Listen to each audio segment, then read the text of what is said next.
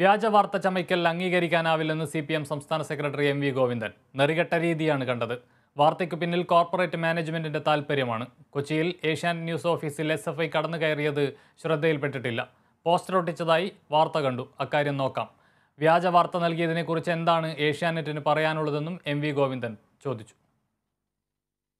ഇല്ല, ശ്രദ്ധയപ്പെട്ടില്ല. അവിടെ ഇപ്പോൾ പോസ്റ്റർ ഒട്ടിച്ചു എന്നുള്ള ഒരു വാർത്ത കണ്ടിരുന്നു. ജനാധിപത്യപരമായ രീതിയിൽ നിങ്ങൾ വാർത്താ മാധ്യമങ്ങൾ അതിക്രമിച്ചു കടന്നോന്നുള്ളത് എനിക്കറിയില്ല. അത് നിങ്ങൾ ഏഷ്യാനെറ്റാണോ? ഏഷ്യാനെറ്റുകാരനല്ലേ ഞാൻ നേരത്തെ പറഞ്ഞത്. ഞാൻ പിന്നെ പേര് പറയേണ്ട ഒഴിവാക്കിയതാണ്. നിങ്ങളല്ലേ പെൺകുട്ടികളെ വ്യാജമായിട്ട് ഇരുത്തിയിട്ട് ഇന്റർവ്യൂ നടത്തിയിട്ട് തെറ്റായ ഇന്റർവ്യൂ കൊടുത്തത്. കൊടുത്തത് മുഴുവൻ ശരിയാണ് എന്നാണ് നിങ്ങൾ വാദിക്കുന്നത്. തെറ്റാണെന്ന് ലോകം മുഴുവൻ കണ്ടല്ലോ. എന്നിട്ട് ഇപ്പൊ അതിനെ ന്യായീകരിക്കാൻ വേണ്ടി പുറപ്പെടുക.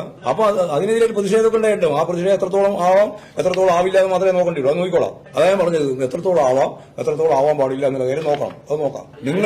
നിങ്ങളെടുത്ത നിലപാട് തെറ്റായ, ക്രൂരമായ, ജനാധിപത്യ വിരുദ്ധമായ ഒരു പെൺകുട്ടിയെ പിടിച്ചുകൊണ്ട് പോകുന്ന പോക്സോ കേസിന്റെ ഭാഗമായിട്ടുള്ള കാര്യം വിശദീകരിക്കുന്നതിനായിട്ട് വേറൊരു സന്ദർഭത്തിലുണ്ടായിട്ടുള്ള ഇന്റർവ്യൂ അതങ്ങനെ പൂർണ്ണമായി കാണിച്ചു കൊടുത്തിട്ട് നിങ്ങൾ അതിനെ ന്യായീകരിക്കാൻ നടക്കുക.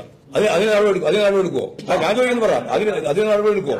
അത് ഞാൻ സംസ്ഥാന സെക്രട്ടറി തന്നെയാണ് പറയുന്നത്.